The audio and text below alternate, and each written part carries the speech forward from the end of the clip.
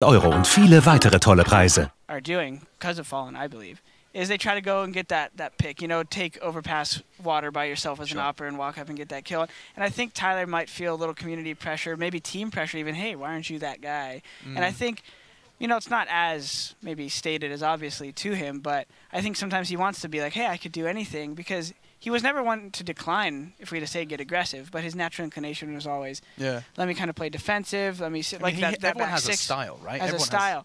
Yeah, and so I think at some points he's gotten a little identity crisis, because he's not someone who necessarily cares about the community and his stats and all that stuff, but he does want to have an impact. So I think one round, that round that he won the eco, did he come out ladder first? Yeah, I think it was through T-mid. T-mid? I think. Yeah, either way, he's been doing these plays a lot more where he kind of just walks out T-mid or walks out ladder late with an op, and I think he's definitely really good at those, but his bread and butter is against riflers playing passive, and yeah, so a couple theories there. Interesting. Well, we'll explore it more. We're going to be seeing more from Cloud9, currently undefeated, so that's something we'll be having a lot of great opportunity to talk about as this tournament does progress. Let's kind of move into NIP then, the Ninjas, just kind of briefly, because they're actually looking relatively in a good position. I mean, that first game, Draken and Rez, you know, in one map to the other, the new boys were delivering. It felt like they had control of that game from start to finish. Like it was a close first half, but they did start on the T side. They traded very well. Their decision making was very good, and they punished the A bomb site time and time again. And that's kind of where they had Zonic playing.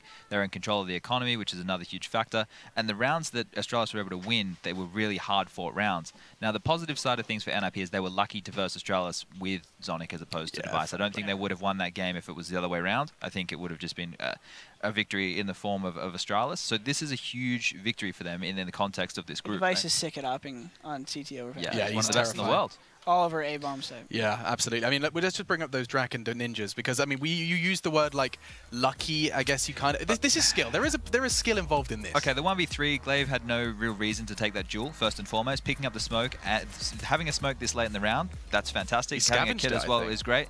Kirby going here and taking the duel. Now he's done that because they don't know if he's going to sit it because of the smoke. The problem is he's the high HP player. Dupree can't make a risk right now. He can't take a risk. And because of that, he took time. He let it get down to the point where it's only 2 seconds left. Started spamming at that point. Draken's always just going to hold that defuse. I actually didn't see that. That's surprising that they won that pistol, considering the score. I was driving in, coming in a little late, but yeah, I don't know if that would have been the same with Devi there. Yeah.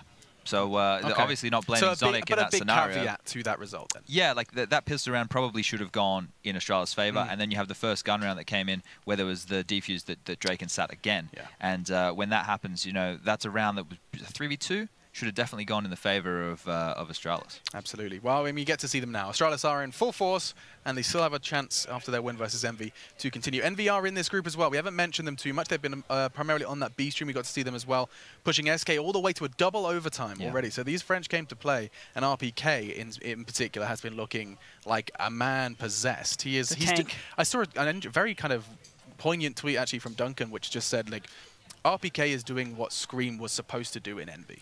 Yeah, well, the thing is, right, RPK in the Source days, he was one of the best Source players, right? Then he came to CSGO, he was a decent player, took that break. Coming back from the break, the transition from when he finished playing CSGO and returning to it, that's a huge learning curve, because the way that the game's gone, the way that it's been played is so steep right now that he's finally gotten back to, you know, a form that I guess, you know, could rival his Source days, which is insane because he was an absolute beast there. He dropped over 40 frags. Now, they did go to double OT, but the next closest on his team versus SK was Happy, and he only had about 30 kills. So he was just beasting. Did it not surprise you when he came back? Because when he first came back, that looked a little rough. Remember, yeah, when he for came sure. back, a little rough, yeah. A little, yeah, okay, right. Had Pasha level movement when he first came back. Yeah, exactly. And so I remember watching, and then like 3 months later, fast forward, do you remember that Cobble clip? Who was he playing? Like Nip or something, where he comes through bottom mid at A as a T, and he just like one-shots the guy at the AK top danger, top mid, just like, and then all of a sudden I started seeing his clips more. So he must be grinding low key, and I don't see him get a lot of credit. I can't elaborate on that, but I definitely noticed. It was a quick transition. A quick transition of him coming back. Especially in the last couple of months, it's just been absolute beast mode out of this guy. He's been a consistent factor. He had a 1v3 in the overtime today, you know, to at least keep Envious in it. So his impact has been huge. The fact is, like, if Scream shows up and can be a consistent secondary star, they've got a really powerful duo there. We all know Happy on the lurk.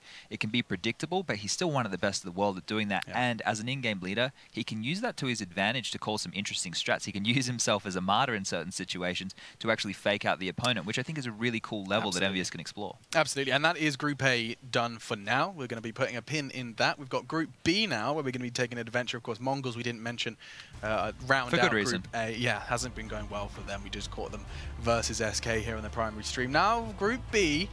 It is not wrong. Look at that. Look how many teams are there. Like, let me just introduce this. You have the team that won like no other team has at New York, FaZe. We have G2 who have just we're lifted a fantastic group stage at Epicenter and the Malmo Trophy. They've got an Intel Grand Slam point under their belt. Gambit, major champions. Then you go into Liquid, who have been kind of holding the torch for North America for a great deal of time. However, question marks surrounding recent roster change. That's exciting in itself. Optic Gaming, who just dominate the Pro League online. Yep. And I'm forgetting a team, Renegades replaced Immortals. Who just, you know, actually performed their socks off at the iBuyPower Masters. So, you know, this is a stacked group. And they won Starlighter the week before. Dude, I was gone for that. I was at a family event, I think it was, and I saw the result, and I was like, why isn't more people flipping out about this? They beat VP in the final. So they won the minor. You know, they beat Tyloo. Then they went to China and beat VP. I guess because of VP's form over the last year. Well, it's just VP at Epicenter. They were looking god mode. Like, that was like VP of old, right? Get beat by Renegade. I thought that was awesome. I was like, dude, if it was still purely Australian, that would have been quite the after party. When I see Nifty and NAF, I'm gonna make them do a shoey, so they're gonna be on. I kind of like that NAF Nifty thing going on. We'll talk about it more. Nafty, yeah. Oh, hell yeah, that's nifty for sure. Guys, Liquid, this whole shenanigan, you've just seen, it's breaking news. We kind of woke up to the messages that Stanislaw is no longer playing under the Liquid name. Now, we've got a fantastic opportunity here because our camera crew sat down with Nitro to understand this roster move in even more depth. So let's check this out, and maybe we'll understand it a bit better.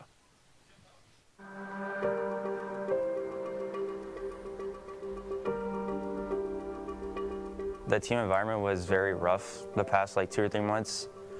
I think after like New York or so, Stanislaw was extremely unhappy in the team, and it was causing a lot of problems for everyone, like individually, like different way.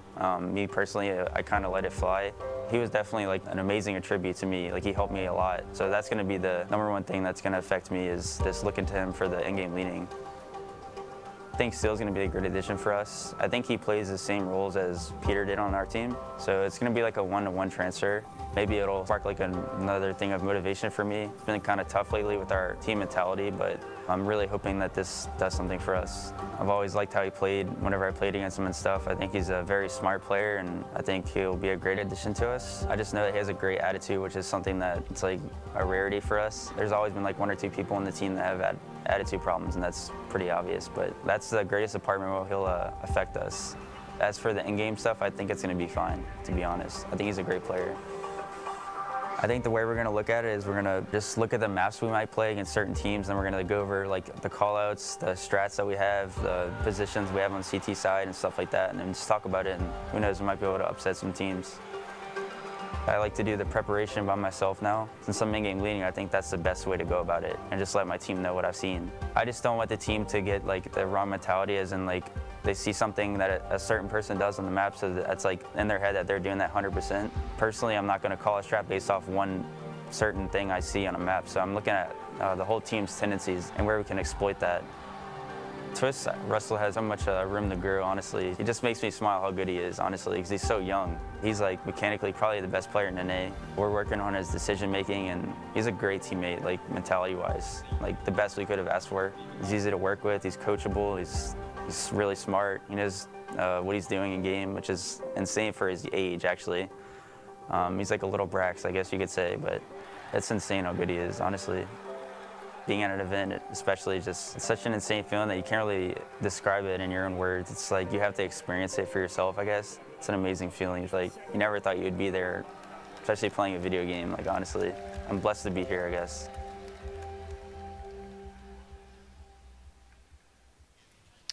Well, I don't know about you guys, but that's not only answered questions, but got a whole lot more. Fortunately, I have you, Nothing, and Sponge to kind of comprehend this one a little better. I guess I'll just ask what you kind of take away from that video before I start asking any specific questions. For me, it was him saying it's going to be a one-for-one kind of trade with what Peter, which is what Stanislav brought to the team, or at least position-wise, right? On the CT side, I think it's easier to fill in those kind of roles, those kind of gaps. On the T side, I always thought Stan was, a very annoying, and I don't mean annoying in a bad way. I mean annoying in a good way. In the ex-player sense, yeah, in the sense of it was difficult to play against, right? So I think that's not something which Steele has been known for doing in teams. I'm sure he can do it. I'm sure he understands the role. But in terms of being able to bring that instantly, it's going to be a bit of a learning curve to see how roles kind of settle. And I liked where Liquid was at. I really liked the mix of players they had. I liked the direction they were going, and they were playing fundamentally sound Counter-Strike, and I was very excited about the team that was on paper. Yeah, I mean, Jordan, what did you make of this whole kind of the idea of it being an easy and smooth transition to just incorporate new player, new ideas, new tendencies into a team? And so did they I didn't catch. Did they comment on Steele was a lurker? No, he basically just said that it's going to be a one-for-one with position. Oh yeah, well, in that sense, for CT side, I'm sure they're referring to as well, and then having the secondary caller support for Nitro is helpful. And then, of course, Zeus, the coach, who, if you read the twit longer from Stanislav, they talked about Zeus as kind of the leader. So having someone like Steele as a secondary leader, maybe to what would be the word? Well, literally and figuratively translate what he's saying. Not obviously. You mean kind of like in the same way Fallen and Zeus were for a while, that kind of back and forth? And, having a personality like Steele's, he seems super easygoing. And then for Nick is also easygoing. And then I've heard that the only people who might not be in this picture would be like someone like Elige. Elige is someone who has a particular way he likes to do things. Sure. But if he is having a conversation with someone who's super open to it, which would be Steele, that might change the way that they give and receive feedback, and then they have a coach who has a good relationship with that now secondary leader. So in that sense, I think it makes a lot of sense. But in-game, obviously, like fragging, T-side roles, are you worried about it? I don't know. Like, I don't know what he does on T-side that he likes to do. Like, it's going to be difficult, right? Because the position that he was rocking in Immortals, he definitely wasn't an entry, player or anything along those lines. He was more supportive in the sense they had Henny, right? They had KNG. You've got the exciting players like that. You've got Lucas in the front, right? So I guess the question would be, how effective was Stan's lurk for Liquid's success? Because that's what they're losing. Because Stan was, like you said, he was kind of annoying. He had good timings. Yeah. I think that is still going to fall to him as well, right? Because you have to look at it within this Liquid roster. Nitro, as the in-game leader, has realized the potential of him going back to the roots of being that entry fragger and how influential it can be. Because as an in-game leader myself, when you were doing entry fragging, or you were the one setting the pace and the tone for how a round's going to play out, you don't have to explain it. People are going to follow you in, right? And you're setting that up. You're the one who's leading by example. And I always thought that was very effective. And I love that sentiment too, because whenever people think some people are playing good, they only look at the people who have the best stats. But when you're playing good, when any team's functioning well, it is normally like 2 guys who have the majority of the kills. But if those other 3 guys are also playing well, like, that's when the team is really activated. So if you're seeing 2 guys with a lot of kills and then the team's winning a lot, that's like SK. That's like the pinnacle. That's where you want to be. Of it. And that kind of happened with our team, right? When Tim first joined, we were talking about before this, kind of a similar break period where you have to bring in a new player within a couple weeks. But if that new player can fill in and get frags and everyone else is still able to fulfill their roles, the shift isn't as much as a team who, like, who would be another example who brought in a change recently. I mean, let's not get lost in that. Just the follow-up question to that, and it does have to be quick. It sounds like things are speeding up backstage. Cool. Okay. But the one follow-up question I have to that is, do you buy into the honeymoon period discussion in any way? Like, as in, you make a change, and for the first week or 2, I mean, you look at FaZe Katowice, you look at it, there's examples everywhere where you make a change and everything just feels good for the first couple of weeks. I guess it's a cop-out for me to say it's situational. That's what I was trying to give a contrast, right? Okay. Right? It's totally cop-out. Because we brought Tim in and he fit. They brought Steele in. I think they fit. Sometimes the honeymoon period, it inspires you. Sometimes it creates new problems. So. Okay. Now, we'll move into the other teams. Of course, that is just one of the many that are competing within our second group. They told me we had to talk for 30. Into Group B. Yeah, no, it sounds like players set up quicker than anticipated, which I'm not complaining about. There's a lot more going down in Chinatown. We'll bring up the schedule for you now so you can see exactly when these amazing games are going down. This is, of course, what we started our day with. You'll get those. Here we go. There we go. So, G2 FaZe, my God. They're the big names, What right? a banger. They're the big names. We talked about the big four at the start of the day. G2 and FaZe are the big two from this group. And these are the teams who, well, at least me, as a Counter-Strike fan, are hoping make it to the arena because they have some spectacular players and they play some of the best Counter-Strike in the world. Yeah, and absolutely. And actually, your casters that are going to be doing this bad boy, this spicy meatball of a best of one, are standing by. So why don't we go ahead and check in with them? You can see Jason Moses O'Toole in his first bit of free clothing. It's like Dobby the house elf. And he's joined by Harry. The house elf, huh? Thanks for that, Alex. You are still proving that you're the best broadcaster in all of esports. I'm here with Nervous Nelly. That's me. Very, very scared, but also very happy to be here, you know? Biggest event I've ever Why done. are you scared? Okay, there we go. Yeah, you know, just terrified. Well, we're going to have G2 and FaZe is going to be the first game. That's going to be pretty sick. What else you got? Why are you so nervous? You forgot to button your shirt. Yeah, you know, when you're nervous, you kind of just go in like this blind confusion, right? I mean, you know, there's no time to look formal. When, yeah, you know. Well, we are excited for Group B. Group B is going to be sick. Obviously, they touched on the desk. G2 FaZe is going to be awesome. We have Liquid. I think Renegades is a very cool story. You were hyped about Renegades. You actually saw them lift the trophy over in China. Yeah, I did. And, you know, I mean, they showed a lot of promise, right? I think Nifty and Naf have to be kind of my favorite duo within that team. They look fantastic right now. And to be honest with you, I'm really excited to see how they do coming in, you know, replacing Immortals. I think that we haven't, like, lost a terrible amount there. I think, you know, it's going to be interesting to see how Renegades do fare within this. And you know, I think they could be a team to keep an eye on, really, in this group.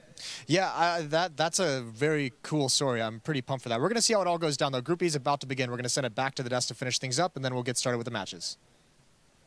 Jason, didn't give us a spin, Jason. Can you give us a spin? Look at the back. Look at his name. Oh, the alias. Oh, okay. Wait, you know what else? Here's the thing. Jason's given poor little Harry crap about not having his shirt buttoned up. Jason probably didn't even bring a shirt. That's why he's wearing the Mongols jacket. That's the Jason Classic. And those arms, they're pleather. They are. Jason's just excited to have a Leatherman. He never got one in high school. It's because he's a leather bullied, daddy. You know, it's the whole thing. Yeah, all right. Well, Daddy Jason and Baby Harry are going to be joining you guys. I'm going to be casting that game. We're going to be talking all about it. G2 FaZe, we're going to be getting into the details of exactly why you should be excited for that after a break. So quick one, go get yourself a beverage and come back, and we'll get into some real sexy Counter-Strike.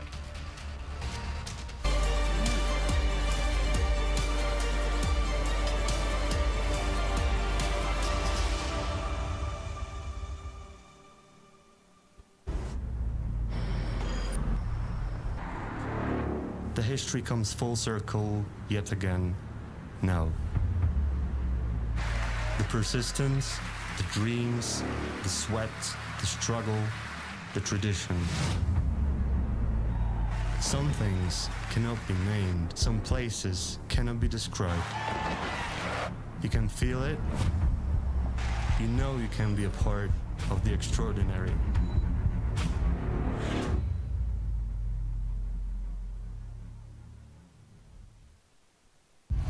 All eyes are on you, so give them greatness with Intel Extreme Masters certified PCs and notebooks and game like the pros. When you see the unique IEM certified stickers on the outside, you'll find high-grade components with Intel Core i5 and i7 processors inside. Every purchase includes in-game content and supports the prize pool of Intel Extreme Masters. Game like a pro, because the world is watching.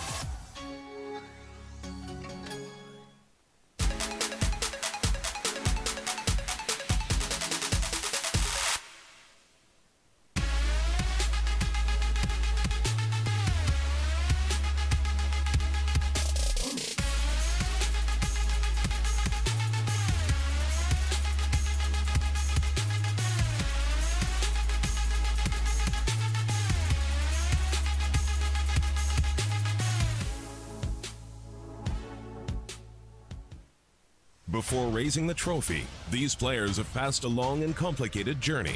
Doing this without trustworthy teammates will be an almost unbearable challenge for every young player. Introducing Dream Team. Dream Team is an all-in-one solution for people who want to build, grow, manage, and monetize their teams. Find the teammates you've been dreaming of for a long time.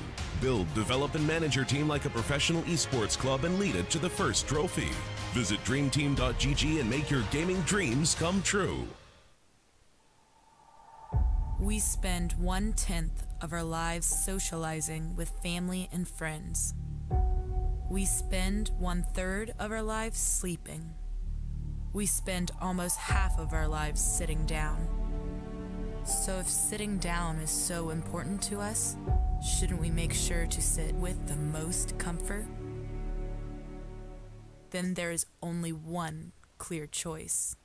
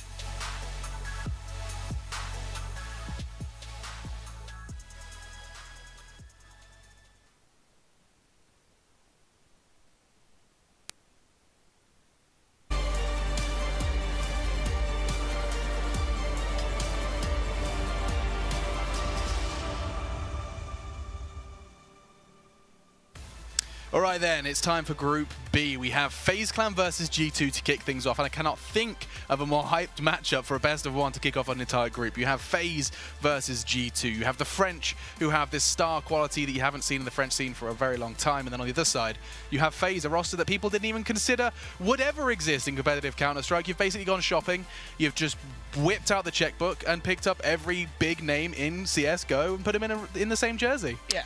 Yeah, that pretty much absolutely the same thing that G2 did, but only the French-speaking area. Yeah, basically. I mean, Jordan, as someone that's been around Counter-Strike since you could pretty much walk, seeing what FaZe have done now with this roster, was this something you knew was going to have to happen eventually? Well, you know, back in 1.6, you saw Norwegians of America, NOA. Okay. I think it has to be quick, actually. This is the dream team. So either way, if it has to be quick, stay tuned, because you're about to watch a frag movie. So stay excited, guys, and don't look away. You absolutely are. I like that. That's the best way to do things quickly. A frag movie is about to go down. It sounds like the players are almost ready, but we cannot start before we have a look at this. This is FaZe Olofmeister. We spoke to him with our camera crew, and I'm sure this is going to be spicy.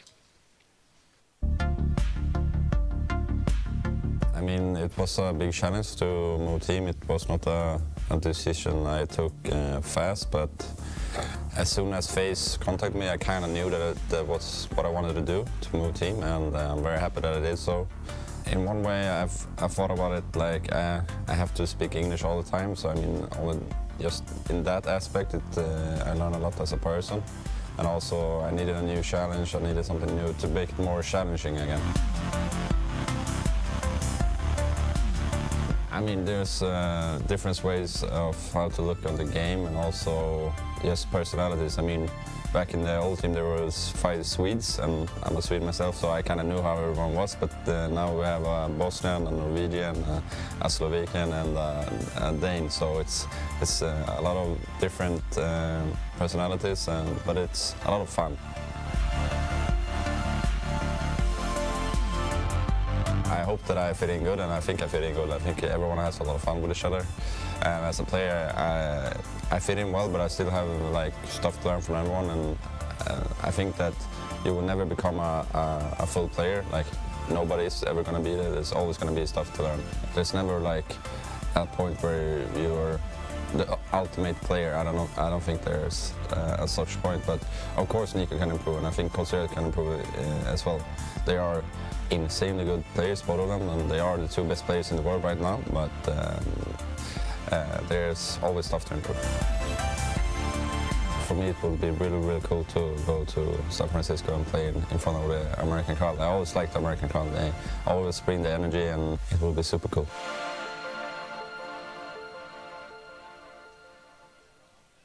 And now the question is, what maps are they going to be going to battle on? It's just a best of 1, so things do tend to get a little bit more unpredictable, but also you tend to get a bit of a middle ground. Isn't that right, Yankee? You kind of always say that we're going to be in a weird place right now where both teams are going to be equally as comfortable. True, maybe Inferno is going to be that particular map, and you know, for FaZe they've been undefeated on so many maps coming into Epicenter. Now I believe it's only Cash left, a map that they are undefeated on LAN, and for G2 they're definitely a you know, good opponent for FaZe no matter the map, but they haven't really met on LAN that many times. It's been mostly online, and surprisingly FaZe is undefeated against G2 in these current lineup. So we see that G2 actually with their last ban they do decide to get rid of Inferno. They've also vetoed Mirage, which is the only map G2 is undefeated on LAN. I think it's 5 or 6-0 at this point in time, and with their last choice FaZe go with Overpass, which has been one of their strongest maps lately. Jordan, I just saw you kind of a nod of acknowledgement when you saw the choice that they made there between Cash and Overpass. Was there any sort of kind of thinking behind that? Oh, well, I just kind of figured, I figured FaZe ban Cash. FaZe, even though they're undefeated on it, they're just kind of like, we'll keep this away from the French. Yeah, well, Choxy has won so many 1 versus X's, Fat Fork at himself, and obviously that's not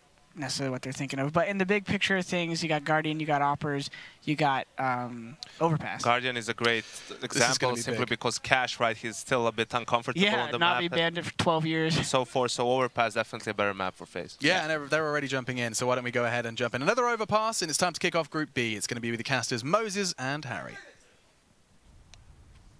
Thank you very much, Alex. It's going to be FaZe versus G2. Arguably, I think today, you know, best game of the day, I would say. That's just my opinion. Yeah, you think so? Yeah, I mean, I think this is one that I feel like you're a little bit biased because you get it casted. Yeah, that's very true. No, this is absolutely a really sick matchup, obviously. 2 of the most high-octane teams we have in Counter-Strike at the moment, so it's going to be great. And we have here, Shock's going to lead his way up the stairs. There's a good opening battle, and they're going to press the issue. It's lured them into a trap, but at the moment, G2 is doing all right. A good trade to start with, and they're trying to press the issue. Yeah, Shox is going to go ahead and start to push on up here towards Long. Does have support from Apex, and Rain with his back against the wall, going to be able to take 1 before Apex does go in with the trade, and now we're into a 3 versus 3, but look at this from Nico. Flanked all the way down through Connector, going to be pushing on up from behind. And Apex, well, he will be there waiting for him. Yeah, this is a sick play from Nico. This is a lot of information. Obviously, you can cut this off, waiting for more, but Apex is going to turn, so he takes the easy kill. Shocks and Body, this map just got cut in half. Where do they want to go? Because if they go downstairs, Nico again can have eyeballs on that. And he's basically the early warning system for both Kerrigan and Olaf Meister. This is going to be difficult for G2. 50 seconds left, plenty of time to do whatever they want. There's the battle, but Nico can't get into cover quick enough. Now the race is on over to the B bomb site. He's called that out. Olaf is already here, dropped into water. This might catch him off guard if they don't expect him to be this far advanced into the site.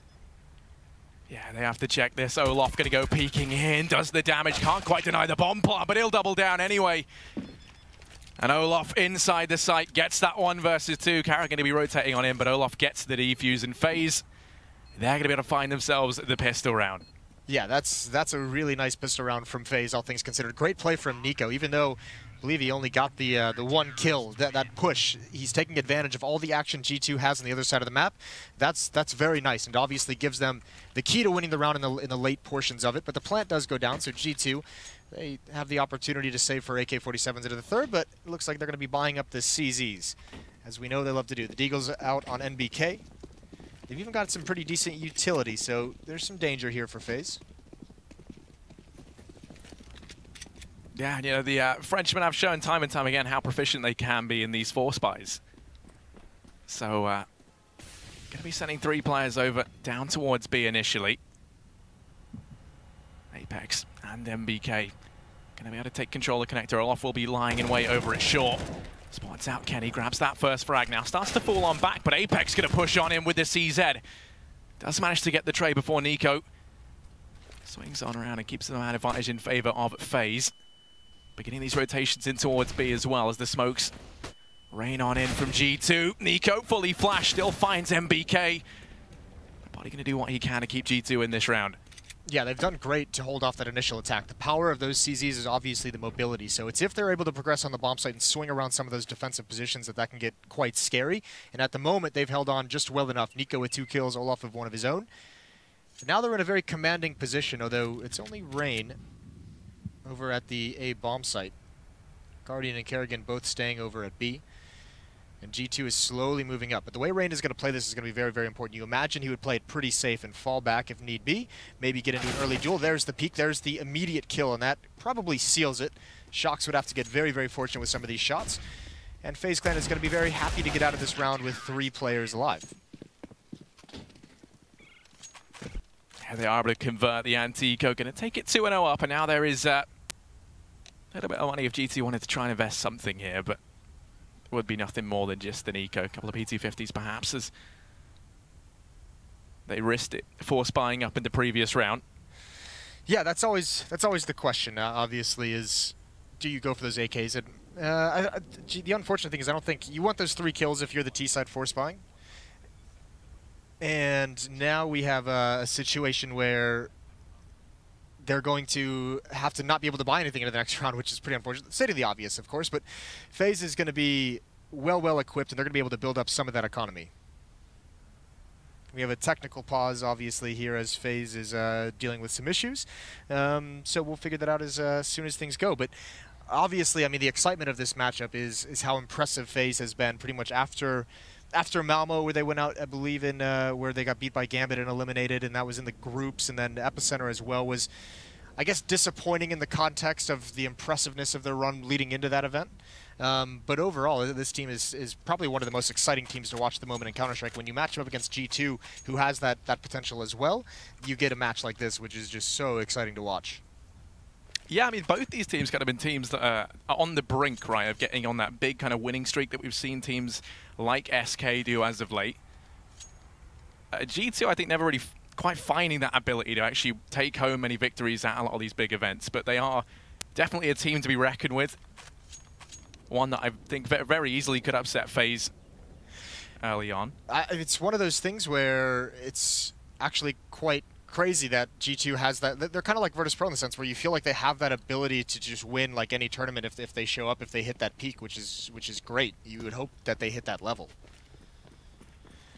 It's 2-0 for FaZe Clan as we get started after the technical issues, and Rain is going to jump up. He gets an easy kill over Kenny, and he's going to continue fighting. Rain has been so impressive in this team, and he gets 3 kills right at the end. Kerrigan's going to salvage the M4, and there's no real armor on the other players, so should be an easy cleanup. You'd hope Guardian gets this with the SMG for the bonus money for the offer.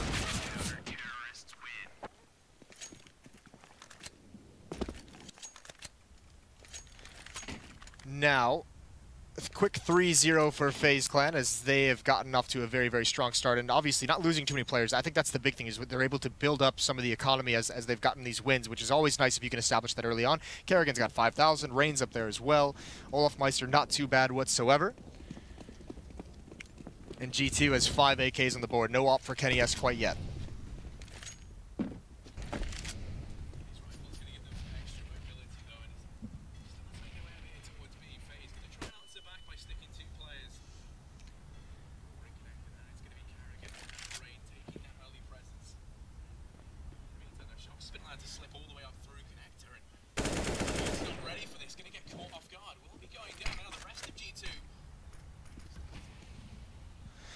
And now Nico is going to fall back. Here comes Apex right around the corner. It's Kerrigan that takes him out. There's a second one following up as well. Good trades, but G2 still haven't been able to make their way into the bomb site, and Rain is now here as well. The cavalry has arrived in Shox. He's already got 2 kills. He needs to try and do more. 1 minute left on the clock. And he's going to work his way through Monster.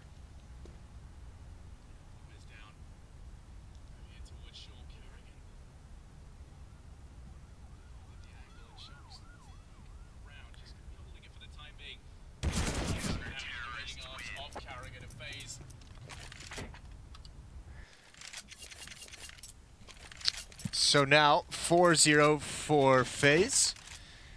Quickly done up, and Kerrigan's going to have the AWP. He's going to transfer that over to Guardian.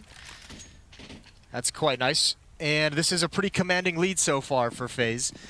G2 haven't been able to make a whole lot of progress. At least that time they whittled down the forces just a bit. They eat into the money. It's Deagles, it's a CZ on Body, and a P250 on Kenny. Rain here on the stairs just trying to get some information. He did that last round, got 3 kills from it in the last anti-eco. This time G2, they're going to try and wrap around him, but he's given up his position. There's NBK with the Deagle with the chance. He brings Olaf Meister low. That's a good trade. Not a whole lot for G2 after that, though. They slowly back away, salvaging an M4, but they need to get that into Apex's hands. He's got the armor. And the question becomes, where do they find the next entry? The Deagles could pick someone off. You want that M4 to obviously get into the action. They've got 1 smoke on Body.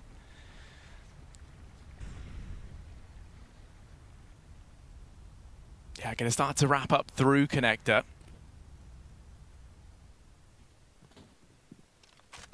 Slowly but surely pushing up through toilets. While lying in wait, that's going to be Rain inside of the A-bomb site. Currently to be standing here alone. Guardian now begins to rotate back on up, and Rain spots the men in question. That's enough to pull an extra rotation in. You can see Kerrigan now hightailing on up. Rain going to double down, and Guardian, just a shooting gallery for him. Kenny S left 1 versus 3, not meant to happen. As Guardian puts a 5th round on the board for FaZe. Yeah, this is dirty so far. This is really strong from FaZe Clan, not showing a whole lot of gaps in the defense. So now we have another strong buy, and this time we'll get the op on Kenny S as well. So obviously the weapon you want to see in his hands as much as humanly possible. And at the 5-0 mark, it's pretty much where you expect G2 needs to start coming alive here. Smoke onto the stairs. Rain being aggressive in bathrooms still, at least initially, and this is going to be a long setup. There's not a whole lot of G2 forces over towards Playground, so you actually would expect them not to at least mess with this. So they might even run into that stack. So it might allow for a late round or a mid-round flank coming out of Rain eventually if he feels no pressure. And over in the stairwell towards bathrooms, G2 is able to get pretty easy control because all the attention is towards long for the defense. Bomb still all the way back in T-spawn, so no plan of action coming out of, or coming into the round. We'll have to kind of adjust and pick up that bomb on the way when they make a decision. Yeah, they're looking crucially for that man advantage right now. Apex and Kenny over here in mid. You can see FaZe, they've got 2 players posted up over at long. That'll be Guardian and Rain. G2 now going to opt to rotate background. They've grabbed that bomb. And they look to see what the B-bomb site has in store. Nico and Olaf. They're going to be the two men waiting. G2 now creeping on in. Nico falls at the first hurdle. Olaf suddenly left in an impossible situation, but he's going to double down. Has Karrigan inside the site now to try and support, and well, Bombply about to come through. Karrigan wants to try and deny it if he can. Able to find the first. Shoxy in with the trade. Guardian burns one out, and now NBK 1 versus 2. Peeks out wide. Guardian's been spotted, tagged down just a bit. Bomb working against FaZe here. The smoke's gone down for sure. NBK forced out thanks to that Molotov. Just going to be sitting pretty inside of their own smoke. Rain sticks the defuse. NBK pushes in, but Guardian holds the angle and FaZe. A textbook retake there. We'll be in with a 6th round. Obviously, Olaf has such a big impact there, and then it was even huge that Karrigan's even able to get that 1 extra kill. He almost got another one on a low HP player, but either way, NBK had the fight he wanted. He actually had that fight on Guardian. That's what he was looking for. There was a one-on-one there. Guardian was just a bit overextended around that smoke, and you can see NBK, I mean, spraying into the smoke, was almost able to get that kill. Guardian's actually pretty lucky that he's able to survive that, but either way, still not a whole lot of holes in this defense that we've seen out of FaZe. This is suffocating. So 6-0 lead. We're going to have a tactical timeout this time from G2 as they're going to try and figure out exactly what's going on. They're going to have the AWP back in Kenny S's hands. He's already purchased that. The big switch up that could catch him off guard coming out of this is the other side. Is 2 AWPs on the FaZe, Guardian and Olafmeister picking those up. And scary thing when you see Olaf and Nico start laughing and giggling at each other like they're having the time of their life. That's not what you want to see if you're a G2 fan. No, not one bit. And I mean, yeah, as you've seen by the shirt I have in my bag, I very much am a G2 fan. So it's not looking good for you, is it? No, it's not. But there's always time for the Frenchman to bounce back. Kenny going to be up on that orb. Let's see if that can make any sort of difference as he ducks down in connector. FaZe going to have Rain probing middle.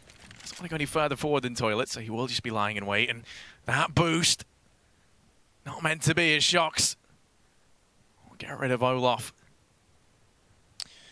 He's taking his head clean off, and Rain's still here, though. He's the next line of defense, and he's been so good in this spot. He's been a menace, and just the fact that you have to make your way past him now, and he's even got Guardian here with him to back him up. There's a flashbang in. Doesn't bother Rain whatsoever.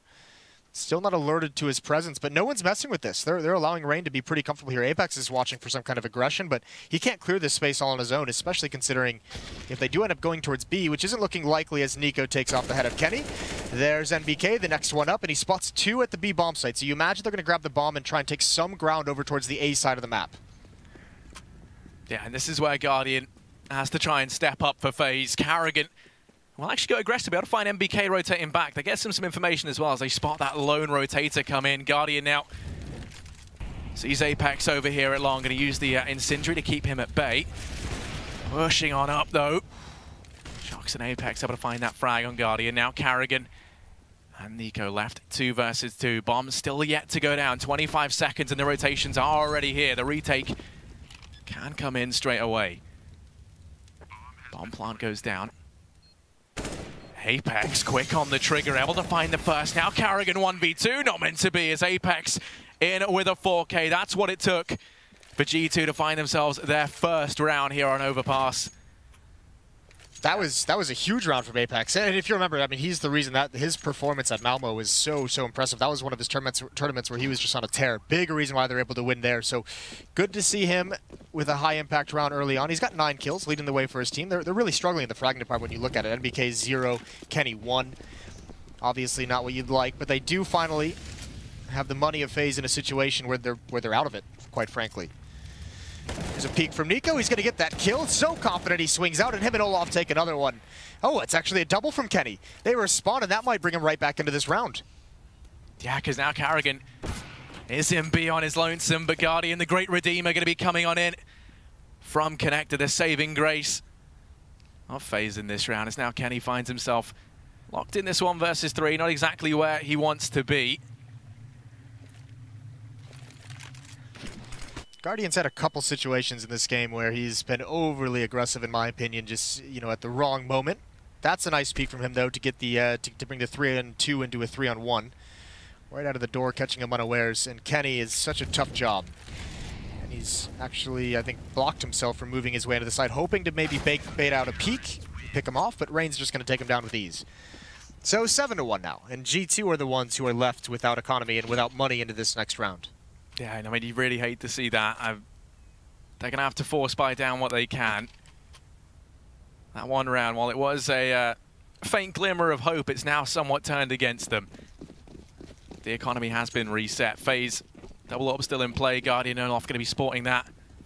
And this time it looks like Guardian's going to try some aggression out towards mid. Won't find anything. But in a lot of ways, that's more than enough. Gets the information that no one's out in middle. You can see that's prompted the rotation from Olaf into the B-bomb side. 3 players here now. G2, they are about to run into the brick wall. Yeah, this can be dangerous, especially because there's so many nades. There's so much utility on this defense. That smoke is going to bust up the timing. They have to go through it. They have to hope Kerrigan gets blind, and he doesn't. One's gone by him, though. That might be what takes it. And Kerrigan, he's missing the spray, and he gets knifed. Completely blind. Didn't even see it coming. 2 quick kills from Kenny allow him to get into the bomb site. Olaf with the AWG trying to spam down the planter. It's not going to happen, and we're into a 3-on-3. G2 now just going to be holding this passively. They've got the bomb plant. They're going to try and use that to their advantage in lieu of the utility that is missing. Guardian starts to push in quick on the trigger. It's Rain to pick up one. Guardian missing shots left and right. Kenny's over at short and will swiftly bid him farewell. G2 going to be in with their 2nd round. Yeah, that's so rough. Great kills from Kenny. Kerrigan just gets blinded at the worst possible moment. I don't know if that was a team flash or what, but it seemed like he had perfectly dodged everything. Misses one player running by him, and then Kenny's able to make the play. So G2 have 2 rounds on the board. The first win was Apex with 4 kills. The second win was Kenny with 4 kills. So they found the answer is individual Herculean efforts from both players in different rounds. And now they've got to build on this, and they have an opportunity now to turn this, what was looking quite scary at, what, 6-0, I believe it was, and then 7-1. They have the ability now, because there's no money in the FaZe clan side, to kind of bring this up and try and equalize the score just a bit more. And this is where it can get dicey for FaZe, because even though we saw their defense look great to start this match out, it's when they had so much money that they could do whatever they wanted. Now they have to fight back for control. It can be a completely different story. G2 can gain so much momentum in these next couple rounds. Yeah, and especially with the dynamic we've seen them run in a lot of these rounds, which is the double AWP between Guardian and Olaf, right? That's going to make things kind of tricky prospect if they want to try and get that back up anytime soon. Money, of course, going to be completely bottomed out as they invest into this. I don't know if we'll see that double upset. I didn't think it was all that impactful for the FaZe side of things. And actually, I mean, you could see towards that previous round when it is a 3-on-3 against the CZs with 2 ops retaking into the B bomb site. It's not the easiest thing to do, and the CZs actually, in a lot of those scenarios, outperformed the ops. So that can get worrying if you're going to invest in that. Kerrigan has a scout, and that is highly aggressive. He's tagged Apex, and there's the cleanup from Guardian. Nice little 1-2 punch, Scout Deagle. Good advantage for FaZe to fall back with. Yeah, now with the man advantage, question is how do they decide to play this out? It's going to be passive as you would expect. Holding with 3 players inside the B-bomb site. That boost once again employed. Nico, the one to try and take a little peek over the top. Body now charges in towards the B-bomb site. Has support from the rest of the team. Rotation's already going to be arriving. 4 players here, and Rain does put in some work. Shock's going to be swift on the return, and there's Nico in with the D, gets a second, wants to try and make it 3. Kenny's not going to let that happen, but he finds himself trapped. Kenny, back and forth, doing the impossible. Man over a barrel's going to inflict some damage. Now 5 HP in a dream, 45 seconds left.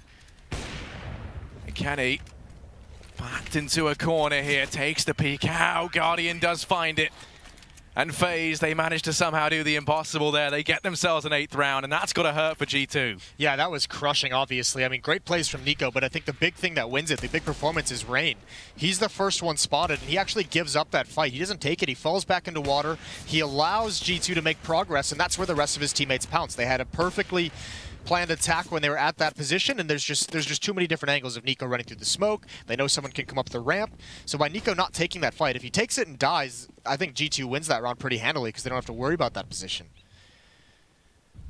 Great stuff from FaZe. And Kenny there at the end, it was some brilliant shots, but it's also kind of funny when you see he's like a wounded animal. He's so scared of every little piece of movement that he's just quick scoping at everything. G2 trying to respond. 2 AKs, 2 CZs, a Deagle. And it's 2-8. Right now, it's Guardian, the man who wants to try and keep them off of this A-bomb site. He will be holding it with support from Carrigan and Rain. Smokes now Rain on in, and Guardian caught on out, gets tagged. These pistols up close, going to do damage. Apex capitalizes on that frag. Now they've got an AWP to try and play with. Bomb plant will come in. That's the money bonus as well. And MBK heads Carrigan in with the D, keeps holding the site. Smoke's now going to start to dissipate, so the retake will come on in from FaZe. Time working against them, pushing in. They line up for MBK as he's able to double down, and now Olaf left in the 1 versus 3. Wasn't performing with the AWP, now going to look to try and do damage on the M4. Does find Shoxy, but he's 19 HP. Apex at the end, CZ in hand. Locks in another round for G2, and it's just been forced by wars back and forth. Yeah. I mean, it's impressive stuff from G2. This is finally the time we're able to see with these CZs that they're able to actually get into the bomb site and swarm over the defense, and you really see the strength and the mobility of that weapon. And FaZe just couldn't hold on. When the rotations did come in, they were all stuck behind smokes. G2 had plenty of time to readjust and get in good post-plant positions. So really good performance from the French side that round, but that's now 2 force buys that they've won. They really haven't done a whole lot of damage in their gun rounds. Now it's the Deagles once again, and they're going to be working out for FaZe. I don't know what's happening right now. Shock's going to do all he can to try and keep things even, but the man advantage still up for FaZe. Nico peeks out, and finally, this madness looks like it could come to an end. 3 versus 3. Rain's tagged down at 23 HP. There's still time left, though. And Guardian playing with fate. Kenny not a fan of that. Does go ahead and remove his head from the equation. Now Rain 23 HP. This is out on Carrigan, but Rain, it's incredibly quick. Kenny will come in with the trade at the end. 3 frags for him. He pad those stats out just that bit, and now G2 going to be on to a 4th round. Finally, someone's able to beat the force buy. It's so scary, those Deagles out of the FaZe side of things. Just immediately 2 kills come out, and some very fine opping by Kenny as he's come alive in this match. You know, I mentioned last time I think we said a scoreline, he only had 1 kill. He's now up towards 12. So good performance from him, kind of rising through the ranks. And that AWP, when he has the time, when he has the range, so deadly. Deagles are back in the hands of a couple members of FaZe, Rain, Nico, and Olaf. Shox is up close, though. Not the fight you want if you're Nico, and he's not even prepared for it. That's Apex that takes him down. And even Kenny's going to chime in with a kill onto Rain. So, at least this time, they managed to avert disaster early on. Yeah, this one, you'd hope should be plain and simple, right? There's no armor board up for FaZe. They've only got the 1 Deagle on Olaf, but still enough to be deadly. You have got Kenny just waiting in connector, wants to wait and see if any aggression comes their way. Carrigan will be lurking over in the toilets. What an image that is. As Olaf, multiple players come his way, gets caught in the crosshair. Carrigan does what he can, able to find the first, wants to try and make it a little bit more, but Shox will deny it. And G2 going to be on to magic number 5. Yeah, and all props to G2 as well. They've really had to battle and claw their way back into this. I mean, they had to, you know, they win a round and then they're forced upon. They lose to pistols and then they win another one. So, I mean, the fact that they've traded some of those rounds and are still able to make this respectable 5 rounds in a row for them. It did start out as 6-0. It's been a 5-2 run for the G2 side.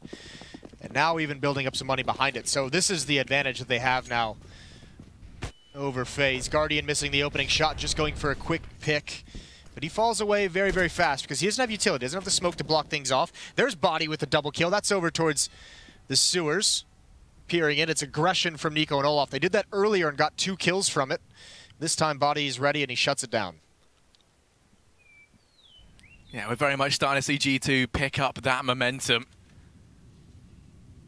I mean, G2, you know, they're very tricky to stop once they get rolling. That's the scary thing here. Kenny's got money for the AWP as well. That's definitely going to come in handy. Right now with the 2-man advantage, you can see that they're taking this slowly. They're not too keen to throw anything away. We saw in a couple of these rounds, you know, things were looking good for them early on, and then FaZe very quick to capitalize on any small mistakes that you might make. G2 well aware they know they can't afford to make them here. Watching over in middle, going to go ahead and throw a couple of smokes and flashes over here towards the A-bomb site while they duck down into connector.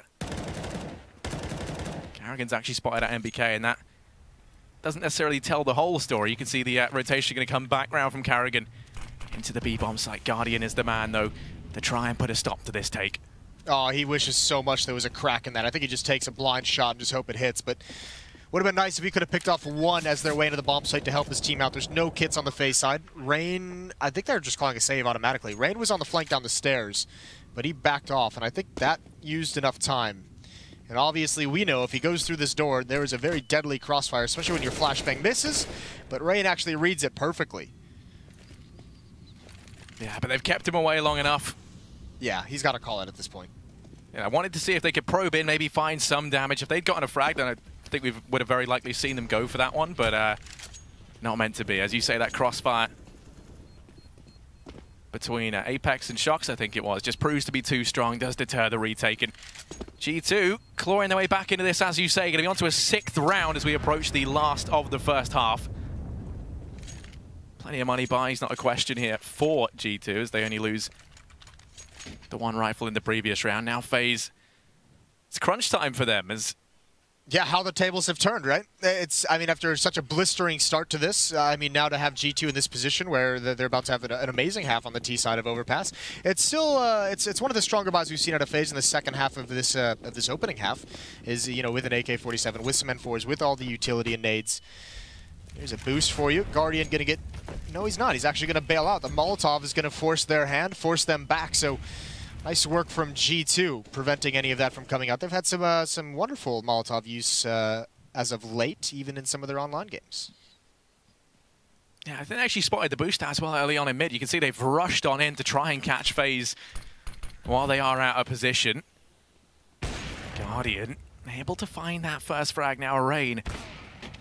I was going to say, we could have seen something spectacular happen there, but Kenny reads the situation well. Keeps things even, 4-on-4. I wonder if Kenny actually saw like an elbow or something, because he was holding that angle. That was a pretty dirty off angle. We saw Rain holding it earlier. Nothing came from it then, but it seemed like Kenny might have seen something from his perspective. Either way, the fact that Guardian got a kill, Rain died, and Kerrigan showed his presence out towards long. G2 has the information that there were 3 players over at A. And now it's just silence across the map as they rotate back towards the B bomb site. It's Nico and Olaf here. Olaf committed right to the edge of Monster. And there's going to be, it looks like, 3 G2 players coming through Monster. If Olaf and Nico can hold this off, there's the smoke. They try and come through it. And we see this all too often. The hit goes absolutely nowhere. And Kenny has to come up and be aggressive now on Catwalk, and he gets dropped as well. Great job from FaZe. Olaf and Nico holding off the B hit. And BK left 1v4. Here's Kerrigan there, open up the door. And well, they really need to try and get some more done here. There's only 9 seconds. There's no time left, and that'll be FaZe to win out the first half, 9-6. Yeah, great recovery from G2. It was looking disastrous, but they turned it into a pretty solid half overall. We'll see if they can continue that in the second half. Stay tuned.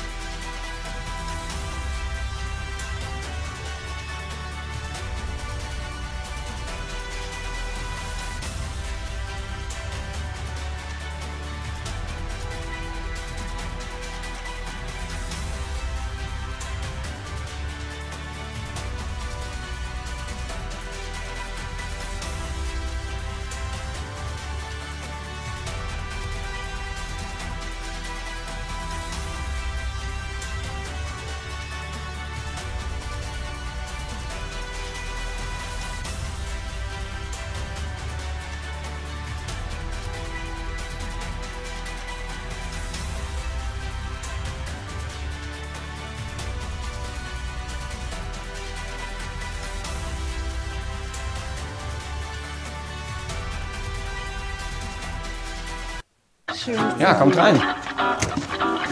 Das ist es. Die Küche selbst gebaut. Kaffee? Gerne. Setzt euch doch.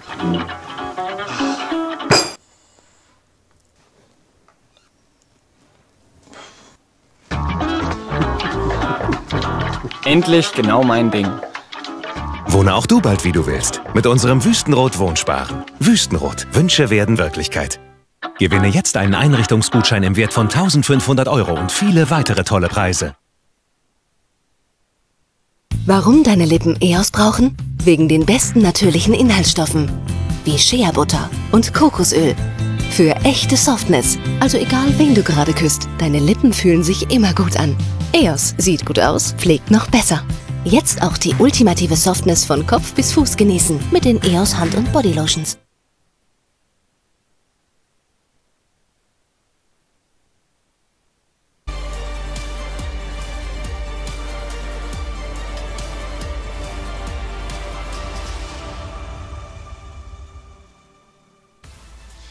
At one point, it was 6-0 for FaZe as they went off to an early start, but G2 was able to claw back on a 6-3 run in this opening match of Group B. And you saw the statistic there in the break.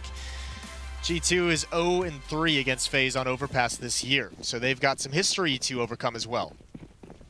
Yeah, I mean, clearly G2, they've been doing their homework. They're feeling it right now as we have seen a bit of a comeback forward. Heading into the pistol round here in the second half, G2. They've got 2 defuse kits in play. Shock's going to have one of them with the smoke, and Apex has one of his own. He's going to start to push up through long, wasting no time, getting straight into this one. Body and Kenny going to lie in wait. The flash is perfect. Body going to try and capitalize. It's a bit of a slaughter over at long, and actually, Rain and Nico and Olaf between them completely shut this down. Apex does take one more, but that's it for him, and now MBK stands on A alone. 1 versus 3. His comrades have fallen over at long, and gotta be wondering where the hell did this round go so wrong. That's actually a round where you feel so bad for G2. It looked like that setup was absolutely perfect. The flashbang was phenomenal. The kills just didn't come out quick enough, to be frank. I mean, FaZe didn't even hide anything. They were running that whole way. G2 knew exactly where they were, when they were going to turn the corner, and that's why the flashbang is so perfect. And for them to get this result out of it, just breaks your heart. Now FaZe is going to make its way into the B bomb site. It's going to get that plant. NBK is just going to have to go for it. See if he can get any kills quickly. He's turning the corner. Kerrigan's holding him back, allowing this bomb to go down, and he's brought solo. But now they're going to push on him. Now those Glocks are at the range where they're most deadly. Yeah, and speaking of solo, that's how MBK finds himself. Quick shot on a Kerrigan. 1v2 starts to creep on in. Olaf and Nico do have the crossfire set up. NBK not meant to be. Nico takes that frag all day long, and FaZe going to be able to win themselves out the pistol there. And as you say, I mean, you just feel so bad for them. It looks so calculated. You know, they'd figured this out. It was a very... Dude, I thought G2 was just going to slaughter them. Yeah. I mean, when you see all the white icons go above all the Terrorist players, you're just expecting it just to be a straight beatdown by G2. I don't know how they got out of that. Unfortunate for G2. That's the way it happens sometimes. And now we have FaZe. They're going to buy up 2 AKs. They got a UMP, the MAC-10. They brought out the SMGs. It's Shocks here. We'll see how deadly the Deagles are for G2. But this is cool. You like seeing G2. Only Apex is invested in armor. Yeah, they've got some upgraded pistols. Maybe they can make some magic happen. But the big priority needs to be that especially when you are down 9-6 and then lose the pistol round, you have to make sure that your 4th round buy is as strong as it possibly can be.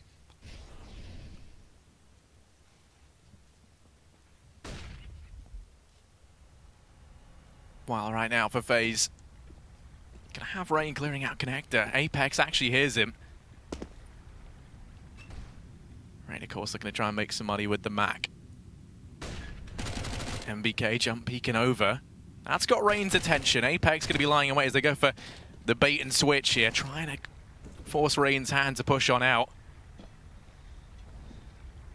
Shoxy, in the meantime, gonna have Kerrigan come his way. Wants to try and stay alive if he can, but not meant to be. Kerrigan able to find that all day long. $600 made.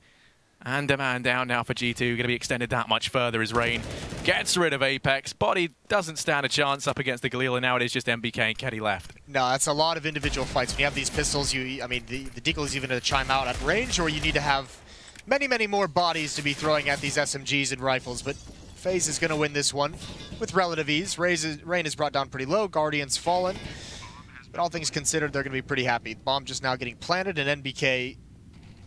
I mean, there's no right answer in this situation.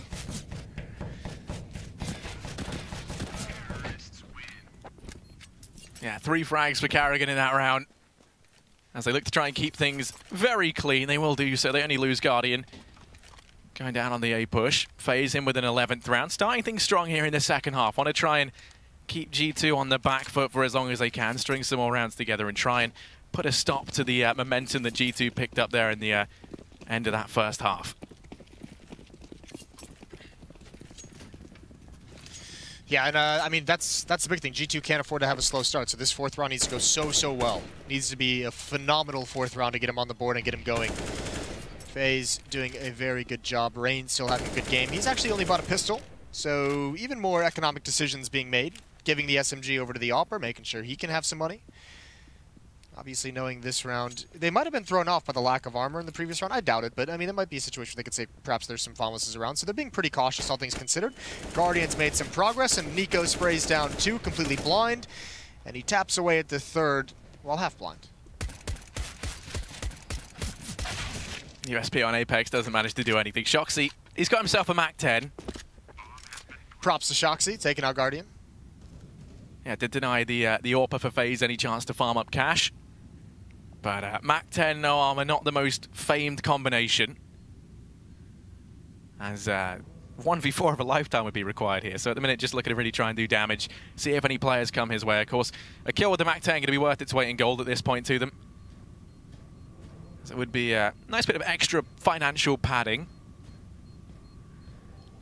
I mean, the big question is going to be, are they going to get the AWP in Kenny's hands? I think he'll actually just have enough to do it if he goes glass cannon with no armor, if my quick math is correct. And then the other one, obviously, Shox can drop one over. Shox will be able to drop an AWP if they want to go that route, so that both of them can have armor and the weapons they want. Will be interesting to see what they decide to do, but obviously, yeah, that's exactly what's happening. Shox has bought one up. He's going to drop it over to Kenny. The rest of them are going to be sitting pretty nice with the strong M4 buys. Guardian's going to have the AWP of his own, obviously, on the T side. And the big thing here is G2. Not only do you have to win, but you need to win with with players alive. I mean, you can't only get into a one-on-one and win the clutch. You need this economy to get on track very early on. You need 2 to 3 players, preferably 3, obviously, surviving it. Kenny's going to go for an early pick down the stairs. He's got an off angle, and Rain's just going to crouch peek into it, and that's too easy for Kenny. Still alive, going to twirl back as well. Meanwhile, Body and Shox backing him up perfectly.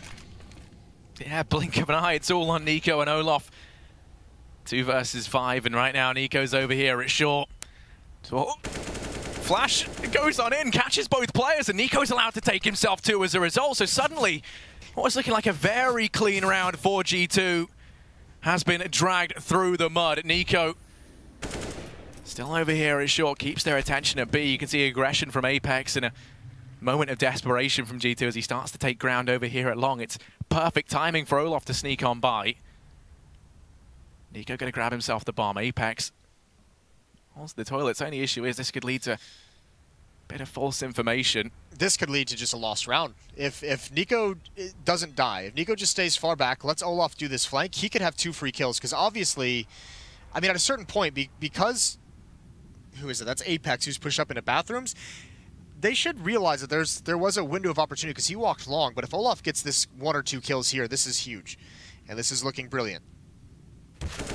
Oh, MBK actually going to spot him before he can get a bullet off. Now he's been tagged low. Needs support from Nico, and Olof falls. MBK finds both the frags needed at the end, and G2, they do manage to get a 7th, but you said they had to do it cleanly. They keep 2 players alive. They save 2 AWPs as well, so they're able to go ahead and double AWP up into this round. But FaZe, they've still got plenty of money to buy up. That's no problem. So G2, they're not out of the woods just yet. No, not quite yet, but that round went from being great to all of a sudden being a little bit sketchy. They've got to be careful about that. There's too many playmakers on this FaZe side of things, and great awareness from NBK as well to check the back of them. You can actually tell they knew that was a possibility in the positioning they had around that pillar. That was great from G2 in a tough spot. Rain's going to be blocked off by this smoke. It's a pretty big group heading over towards long A. Apex is just jump spotting it, but Kerrigan, Guardian, Olofmeister have the decision to make if they'd like to go that route.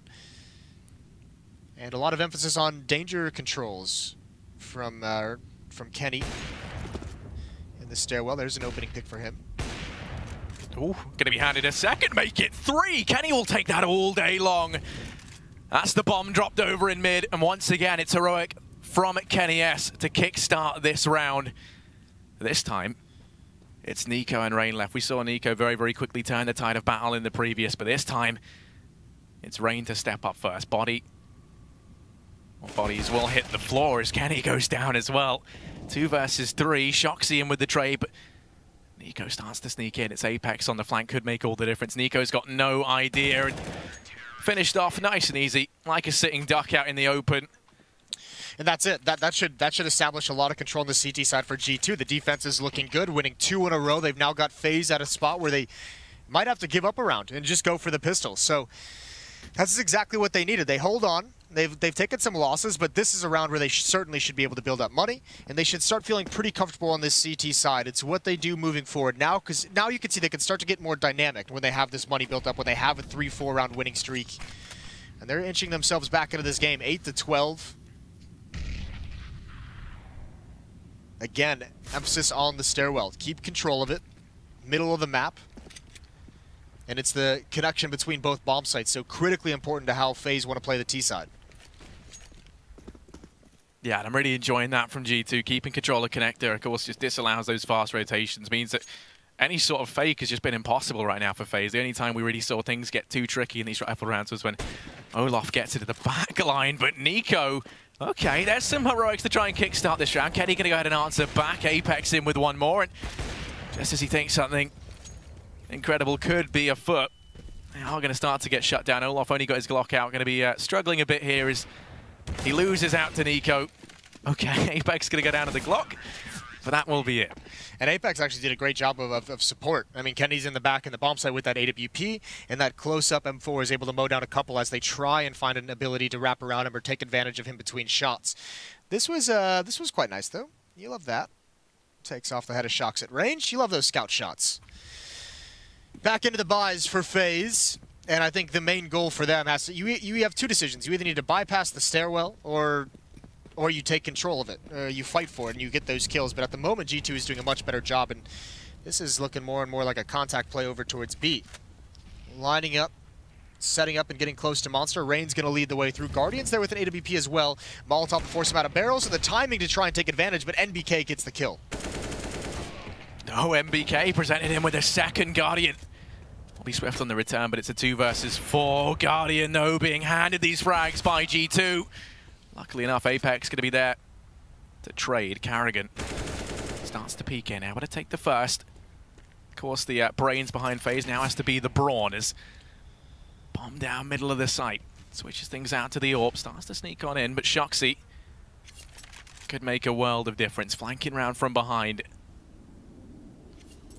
Carrigan's got no idea. Knife out, starts to just waltz on in, and Shox into the warm embrace he goes. That will be him wish the good night. NBK's looking deadly, rocking that mustache. Movember mustache.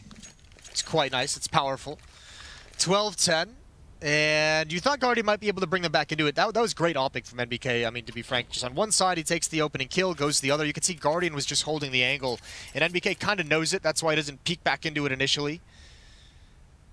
When he does go back, they're set up perfectly, but they've done some damage. The money's getting low on the G2 side of things, but FaZe needs something that's going to have success. They've tried Contact B. They've sent a couple players into Stairwell. They've never been able to win that battle. Maybe go back towards long like you did on the pistol round, or that, or you would just hope at some point they just say, you know what, screw it. We're going to take the stairs control from them. We're going to make sure that they can't have it. It's a double up setup, much like last round, though, from G2, and that was pretty deadly. Yeah, MBK has been looking good with the AWP, even giving Kenny a bit of a run for his money. Of course, right now, not exactly showing that. Nine frags to him, but key frags whenever he does manage to scrape them together. As FaZe going to be force buying down what they can. Fast running out of a buffer, though, to play with. There's only 2 rounds between them and G2, so it's going to be the push in towards B. And actually, this could be perfect. G2 have taken aggression over in middle, and that leaves only MBK inside of B. If FaZe go in now, they can get this bomb down. Yeah, this is the best case scenario for them. I mean, they're playing a retake with an AWP, and unfortunately, obviously, FaZe can't know that, but the fact that they've slowed this down now has allowed Kenny to come back, but it's still both the oppers. So they should be able to at least get a plant out of this. Molotov's in great position. Carrigan's going to continue the push. Bates, no, he doesn't. NBK holds his nerve. Bomb should be getting planted, but this is going to be so tough for FaZe. The flanks are coming in now as well. Yeah, and Nico actually going to go ahead and give them a bit more of a challenge. MBK in with a second. Now Nico on this Deeg, and this man has made the hand cannon a bit of a signature weapon for himself. Shocks in with the trade, and now Rain 1v2. That bomb almost acting like a second man. They're on the clock. Rain takes the first, but Shoxy pulls things back from the edge of defeat. G2 will be in with an 11th round. They're closing that gap. That setup was costly. That setup was costly to G2, though, almost losing that. That's actually so dicey. I mean, you like the switch up. You know it's got to come at some point, but boy, did FaZe have the perfect call for that exact moment. Getting into the site, 4 kills. Nico alive with that deagle as well, and Rain almost able to pull it out. Still, I mean, this has just been the story of this map. Actually, Apex has got a pretty sexy mustache as well. Movember mustache. I didn't even realize that. It's quite nice. You gonna do a Movember mustache? I'm 12. I can't grow facial hair. All right. Don't be ridiculous. All right. I'll join in, but there'll be no difference. All right. You're like Henry in that sense. Regardless, I mean, the story of this game for G2 has just been barely managing to hang on to be alive in it. I mean, down 6-0, clawing themselves back into the match. That was brilliant. This now has just been a dominant run on the defensive side of things, and even though it's been dominant, I mean, it's been all gun rounds have been won by G2. It's only the pistol round and the ensuing that FaZe were able to win. Now they're almost even equalizing the scoreline. So the fact that they've been so successful on the defense and still don't have, you know, an equalized scoreline is crazy to think about. FaZe, they clearly think that the answer to their problems lie over here towards Long as they send 3 players here initially. MBK rotating off from that B bomb site this time. Holds Long. He's fully flashed out. They've been able to find him yet. He just ducks away. How is he alive? I have no idea. He was up there for a good 3-4 seconds with AKs pointed at him. And up against FaZe, no less. There's no way that man should have survived that. And now Olaf will be dropped out by Kenny. They don't know that Shox is here as well, so... That was a super dirty setup from G2. NBK was on the flower pot. Shox is still fighting this. He's alone now, though. They've got to get this kill quickly if they're going to. And no, it's Shox who gets aggressive. It's Guardian all alone. He does find one. And he's got Apex right to his left. You can't see him because of the rock, because of the cover he's behind.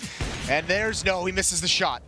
He did a great job of getting the information and going for the repeat, but he can't connect the kill. NBK doing a great job of baiting FaZe into that exact setup. Kenny bailing Shox out with a great angle with his own AWP.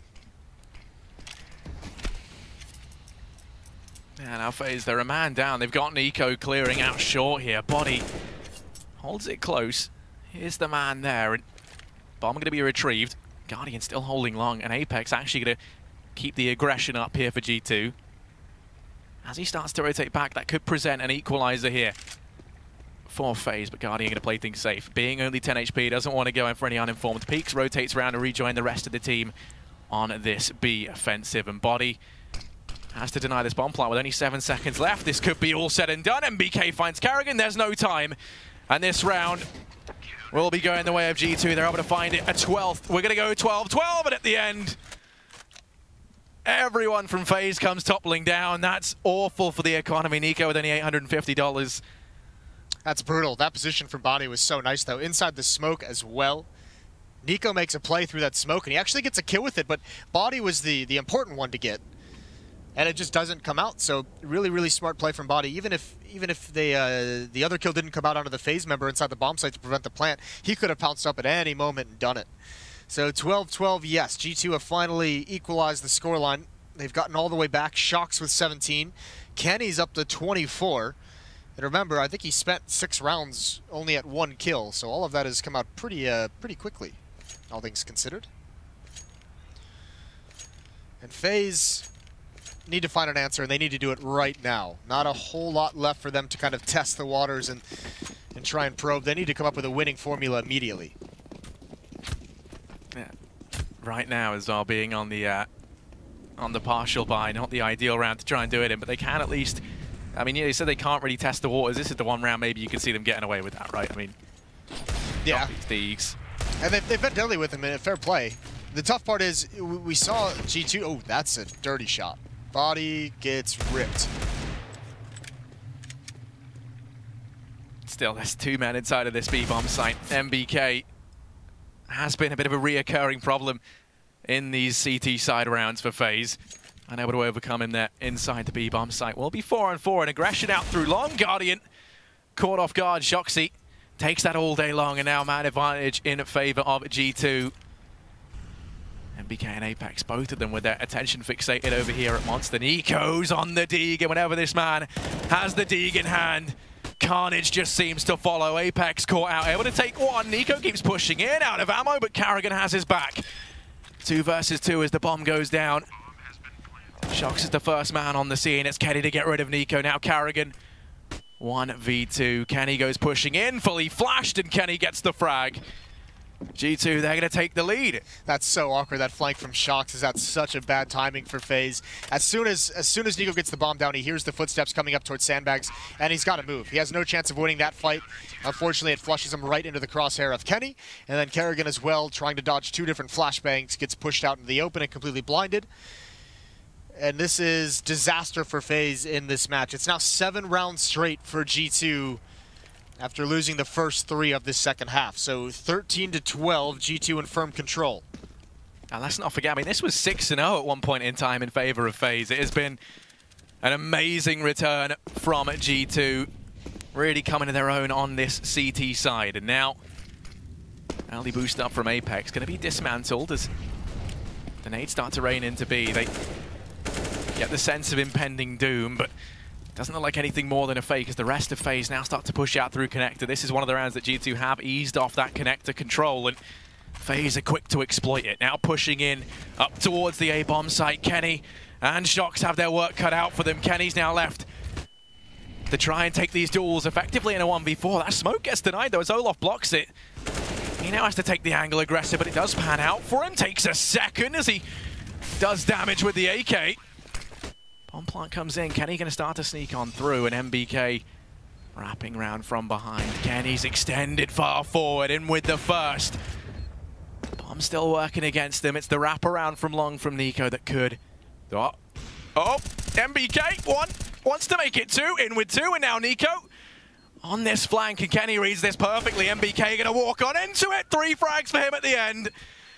And G2, they're going to get themselves a 14. There was no way in hell that retake should have panned out, but it does. I mean, what a smart play from MBK on the flank. Holding the trigger, the discipline to not take that first shot, going for Guardian as well. That's big because Olaf Meister made all the plays necessary to win that for FaZe. He sees Kenny's Molotov'd himself off. Olaf pushes into the site, gets a couple of great kills, gets more aggressive than G2 was expecting.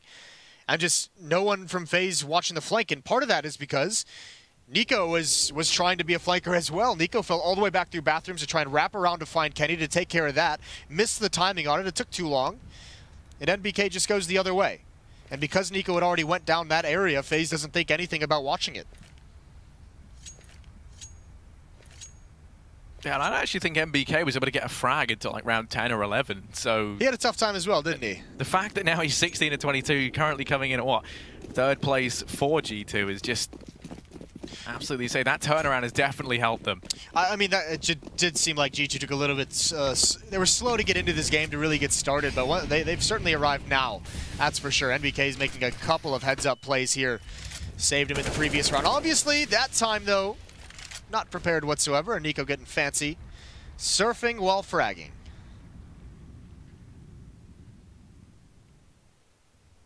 Kenny just waits patiently in toilets. Trying to push his way. Things heat up for him. That Molotov. Oh, they're going to hear the tag. They know that he's playing it close. That flashbang does come in to support. Shoxy going to be helping him out. And FaZe, they've decided they don't want to go for this mid play just yet. It's Body who's gone aggressive that throws a real spanner in the works. Guardian has been toppled. Now it's a 4-on-4 in FaZe with 55 seconds left. They've lost that man advantage. How are they going to play the rest of this round out? Well, Nico's got to win one of these fights. They're going to push him. They're going to get it. Oh, the one tap is sick. Almost able to follow it up. That would have been beautiful, but it's Kenny S alone at A, and here come the smokes. Here come the nades. He's going to be in a lot of pressure. Body hustling his way back. Can they get there in time? Kenny misses a shot. It's Olaf again with an entry. Now they've got the smokes and the Molotovs. to safely plant the bomb. The spam through comes out. That's not the planter. And Olaf responds perfectly. Apex on the flank. They're not going to get caught up on this twice, although Apex, oh, he runs out of bullets. That could be the backbreaker. Kerrigan's now aware, and he's going to win the fight. Finally, it's taken so long into this half for FaZe to win a gun round, but they've done it after 8 in a row. They've broken the streak. I mean, you can see how close some of these rounds have been, because when you look at it, money isn't exactly plentiful for G2. You have MBK, Shox, Kenny and Body who can actually afford to buy, but it's Apex who's run low in the G2 bank account. So imagine we're going to see them try and field something here. But the pause has been called in. Tactical pause for G2. Oh, I mean, part of it is because they don't have, I mean, despite winning 8 in a row, they really don't have great money. Apex is on 1,400, Shox is just below 4,000, NBK and Body are right around 4,000. So they've got a pretty tough decision to make, all things considered. Because if they buy into this and lose it, it's almost double save territory. So, and they are going to buy, obviously. You can get an op on Kenny, it's glass cannon, but as long as you can have it, you feel pretty comfortable. But, I mean, despite such a phenomenal half from G2, you really feel like the entire map is on the line in this round. Yeah, there is so much importance resting on this one round. Kenny wants to try and go for a big individual play, and he's made a couple of them so far for G2. Very much reliant on that with the AWP now as he waits here in connector. Rain going to start to push his way. This is Old Faithful, though. Remember, this is how G2 opened up the half with a lot of emphasis on the stairwell.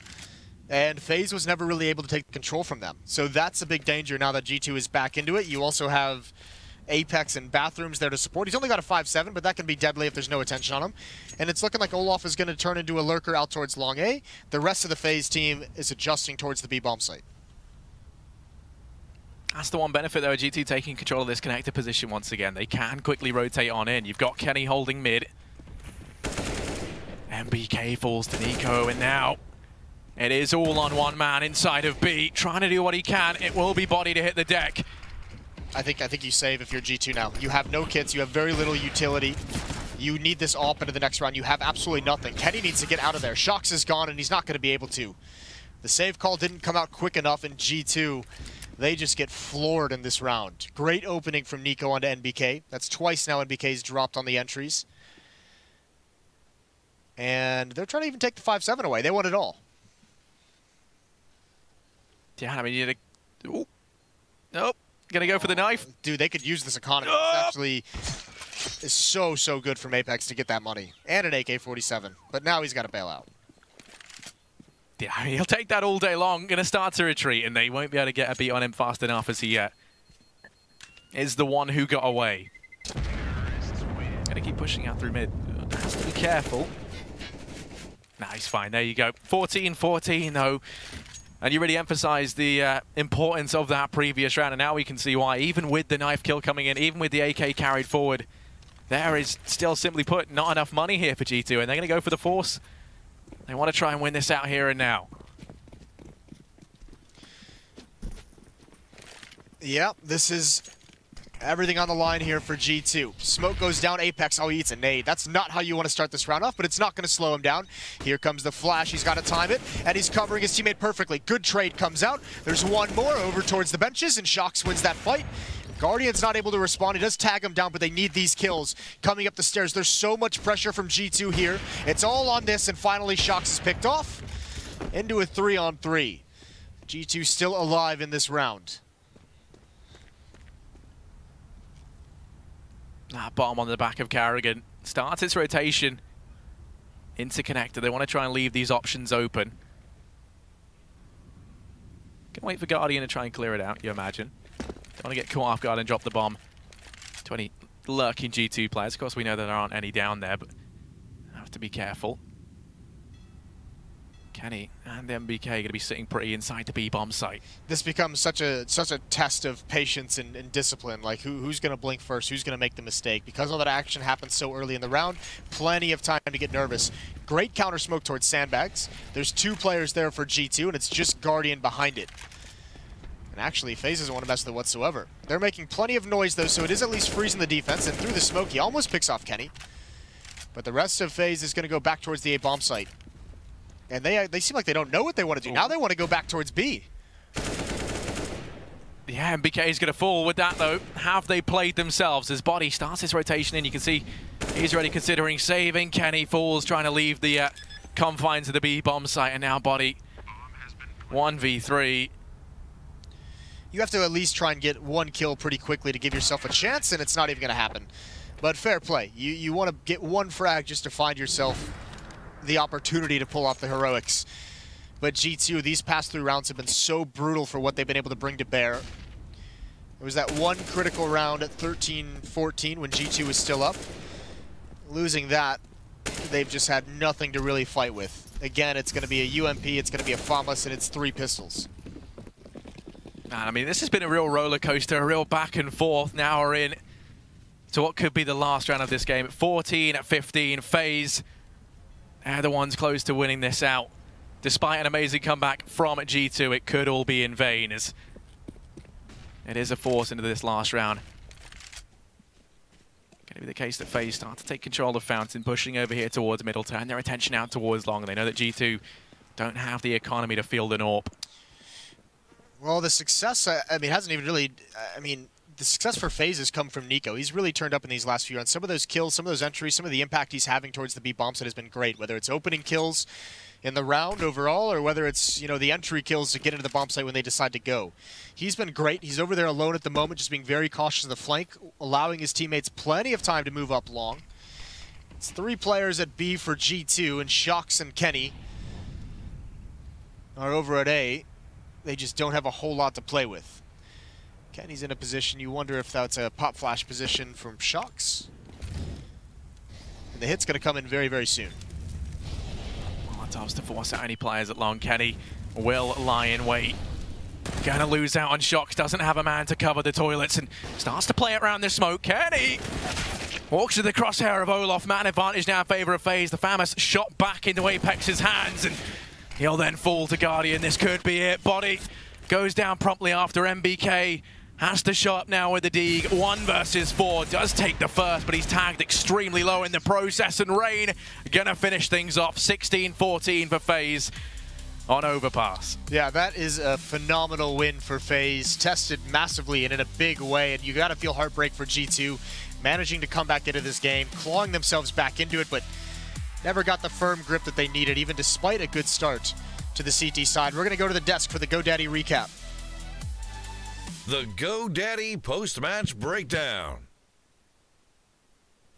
Thank you so much, Jason and Harry. We'll be seeing more from them. And indeed, I think we just kind of echo some of the sentiments of the casters. I am joined by Jordan Nothing Gilbert and Janko YNK Paunovic. Gentlemen, a full 30 rounds, some of the highest quality Counter-Strike we have seen so far today. That's what IEM is all about, Alex. The best teams in the world, best players in the world, tight games, exciting games, and that's just what we got. I think you have to give massive props to G2 for making it that close, considering they lost both pistols. They were 6-0 down in the first half, but the way they played in the second half on the CT side was just brilliant. Their reads and their gambles on the CT side, the setups that they went for, that connector control that Jason was pointing out, really caught FaZe off guard. They were unable to run their default at all. And even came back with a force in round 10. You got to see kind of some signature G2 economy, and we got a real game out of this. I mean, look at they started at such a deficit, Jordan, and they showed some resilience. What's ironic prior to this too is, like Janko said, it was 5-0, and then they lose a round.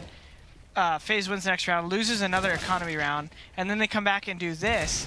So this whole kind of early round of the match, I actually thought FaZe was going to run away with this half a little bit more than this, and then Kenny comes back with this kind of shots, but to no avail. Could have been nice. But, you know, it was funny because at 5-0, I was kind of looking around, and I was like, okay, this is an 11-12 round CT side for FaZe. What is G2 going to show me? But didn't end up happening like that, and you know, throughout the game, I thought Guardian was going to turn on a bit more. Kenny showed up with the op a bit and had some bid rounds, but outside that, I think G2 actually kind of outplayed FaZe on a lot of the gun rounds. FaZe got both pistols and had some good money in their favor and still came down to 16-14. So I think even in the first half, you can't really blame G2 for losing rounds. They were doing like the hard part, basically getting into the bomb site, planting the bomb, but they were losing a lot of 3v3s, you know, for example, with the bomb down. That's where you generally have the advantage. So it was FaZe stepping up individually in those situations more than anything else. Nico, Rain, Guardian, or Nico, Rain, and Olaf all putting on big performances there. And yeah, the retakes, I think one of the first only rounds G2 won after those unlucky rounds was like the, 4K 1v3 from Apex or something it was. 1v2, but 4K. So a lot of back and forth, but I do think G2 slightly outplayed him on the gun rounds, which is funny. Yeah, talking of gun rounds, we're going to be taking a look at round 19, where we do get to see a gun round in action.